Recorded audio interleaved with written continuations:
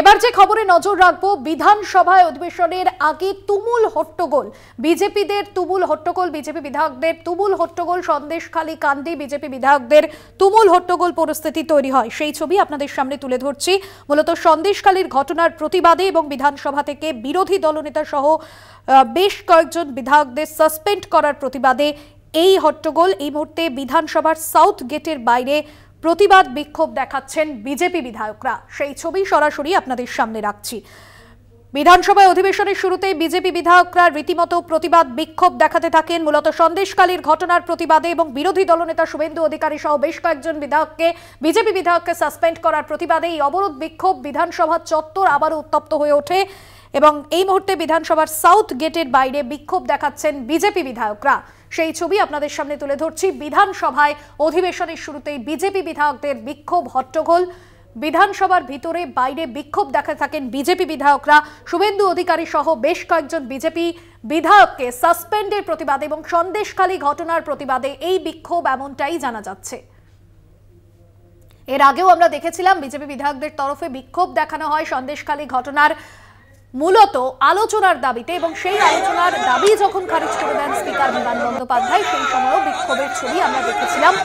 যেদিন শুভেন্দু অধিকারী সহ বিজেপি বিধায়করা তারা টি শার্ট পরে, একটি বিশেষ টি শার্ট পরে সন্দেশখালীর উদ্দেশ্যে রওনা দেন, সেদিনেও কিন্তু বিধানসভায় একই পরিস্থিতি তৈরি হয়েছিল এবং আজ আবারও নতুন করে হট্টগোল পরিস্থিতি তৈরি হয়েছে। শুভেন্দু অধিকারী সহ বেশ কয়েকজন বিজেপি বিধায়কদের সাসপেন্ডের প্রতিবাদে এই প্রতিবাদ বিক্ষোভ আপনাদের সামনে তুলে ধরছি। শুভেন্দু অধিকারী সহ বিজেপি বিধায়করা তারা বিধানসভার একেবারে বাইরে বসে বিক্ষোভ দেখাচ্ছেন, সিঁড়িতে বসে বিক্ষোভ দেখাচ্ছেন এবং যেখানে তারা স্লোগানিং তুলছেন, হই হট্টগোল করছেন, গলায় প্ল্যাকার্ড ঝুলিয়ে প্রতিবাদ বিক্ষোভে সামিল হয়েছেন। আরো বিস্তারিত জানবো, দুর্গাদাস বন্দ্যোপাধ্যায় রয়েছেন আমাদের প্রতিনিধি। দুর্গাদাস, এই মুহূর্তে বিধানসভা চত্বরে, বিধানসভার ভেতরে ও বাইরে কি পরিস্থিতি? দেখো, আজকে সকালবেলা বিধানসভার অধিবেশন শুরুর সময় থেকেই বিধানসভা, তুমি জানো যে ইতিমধ্যেই 6 জন বিধায়ক, অর্থাৎ বিজেপি বিধায়ক, তাদেরকে সাসপেন্ড করা হয়েছে। সেখানে বিরোধী দলনেতা শুভেন্দু অধিকারী, শঙ্কর ঘোষ সহ 6 জনকে, এবং তার প্রতিবাদ জানিয়ে বিজেপির অন্যান্য বিধায়কবৃন্দ তারা আজকে ওয়েলে নেমে এই সাসপেনশন যাতে তুলে নেওয়া হয় সেটা জানাতে থাকেন বিধানসভার অধ্যক্ষ বিমান বন্দ্যোপাধ্যায়কে। তিনি যদিও তাতে কর্ণপাত করেন, তিনি বলেছেন যে সিদ্ধান্ত নেওয়া হয়েছে সেই সিদ্ধান্ত থেকে আইনগতভাবে ফেরা যায় না, অর্থাৎ তাদেরকে যে সাসপেন্ড করা হয়েছে সেই সাসপেন্ড 30 দিনের আগে উদ্ধার করা সম্ভব নয়। পাশাপাশি তারা আরো বলেন যে আজকে মুখ্যমন্ত্রী মমতা বন্দ্যোপাধ্যায় তার আজকে বিধানসভার অধিবেশন থাকার কথা এবং সেখানে এই সন্দেশখালী নিয়ে তার বিবৃতি দাবি করেছিলেন এবং সেটাও কিন্তু তিনি নাকচ করে দিয়েছেন। এর প্রতিবাদ জানিয়েই আজকে কিন্তু বিধানসভার ওয়েলে নেমে তারা ফের প্রতিবাদে সরব হন এবং তারপরে তারা ওয়াক আউট করে বেরিয়ে আসেন। অন্যদিকে বিধানসভার চত্বরে শুভেন্দু অধিকারী বিরোধী দলনেতা, তার নেতৃত্বে আরো 5 বিধায়ককে নিয়ে তিনি বিধানসভাতে অবস্থানে বসেন এবং সেখানে সন্দেশখালী ঘটনা এবং বিজেপি বিধায়কদের যে অনৈতিকভাবে সাসপেন্ড করা। একেবারে দুর্গাদাস, তুমি আমাদের সঙ্গে থাকো। আপনাদের সামনে যে ছবি তুলে ধরছিলাম, বিধানসভায় বিজেপি বিধায়কদের হট্টগোল।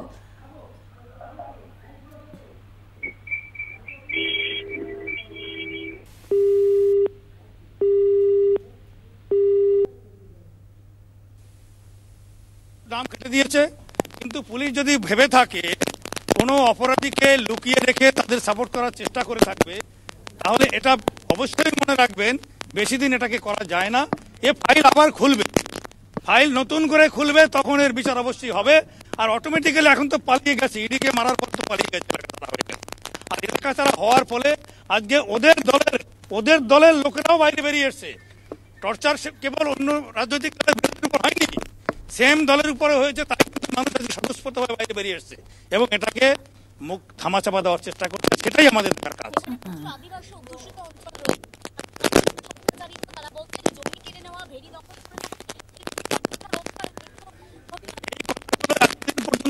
বলতো শুনতাম আমরা, কেউ লিখিত সাহস পাচ্ছে না, সেই তাদের সাহস জোগানোর জন্য যে আইন তোমাদের পাশে আছে, ন্যাশনাল কমিশন এই জন্য তোমাদের পাশে চলে এসেছে এত দূরে। হ্যাঁ, অবশ্যই আসা উচিত, কিন্তু ভয়ে যেতে পারেনি মানুষ না। আজকে তো কাকের মাংস খায়, ওদের দলের লোকেদের মহিলাদের উপর যখন টর্চার করছে তখন তো তারা বাইরে বেরিয়েছে, তখন এটাকে মুখ প্রজ্র এই ধামাচাপা দেওয়ার জন্য এখন চেষ্টা করছে, কিন্তু ধামাচাপা আর দিতে পারবে না। ইডি যখন এসেছিল তখন এই সন্দেশখালী মানুষই ইডির ওপরে চড়াও হয়েছে। তারা আজকে বুঝতে পেরেছে তাদের ভুলটা, তারা বুঝতে পেরেছেন এখন নিশ্চয়ই যে কাদের সাপোর্ট আমরা করতে গেছিলাম। আজকে কিন্তু মানুষের স্বতঃস্ফূর্ত যে আন্দোলন, মানুষ যে রাস্তায় বসে পড়ছে, মহিলারা এগিয়ে আসছে, আজকে এটাই বোঝার বিষয়, ভাবার বিষয় যে আজকে ধামাচাপা দিয়ে 144 দিয়ে এসব করে রাখা যাবে না, কারণ এটা আমাদের নজরে এসে গেছে এবং কনস্টিটিউশনাল বেঞ্চ আমরা যদি কোনো আধিকারিক তার বিরুদ্ধে আমরা ব্যবস্থা নেব। প্রশাসন দেখুন, এখন আমাদের কাছে রিপোর্টের ভিত্তিতে আমরা কাজ করব। ফার্স্ট আমরা ওদেরকে বলবো, যদি না করে যে অফিসার না করবে না সেই অফিসারের বিরুদ্ধে কারবাই হবে। যে অফিসার করবে না সেটা কনস্টিটিউশনাল বেঞ্চের কাছে ক্ষমতা আছে, এবং কোন আইএস আইপিএস যদি তার দায়িত্ব না পালন করে তার বিরুদ্ধে ব্যবস্থা নেওয়ার জায়গা আছে। কেউ আইনের নয়, বারবার বলছি, তারা আমাদের শত্রু নয়। তারা যদি আইনের পথে গিয়ে কাজ করে, সরকারের পথে চলুক, সরকারের কাজ চলুক, কিন্তু কোনো আধিকারিক যদি তাদেরকে ন্যায় বিচার পাওয়াতে ব্যর্থ হয় তাহলে সেই আধিকারিকদের বিরুদ্ধে ব্যবস্থা হবে। কমপ্লেন জমা করে মানুষের ভয় কমপ্লেন দিতে পারছে না, তাদের সাহস যোগানো প্রশাসনের কাজ, সেটা যতক্ষণ পর্যন্ত তারা এটা চলতেই থাকবে। আচ্ছা,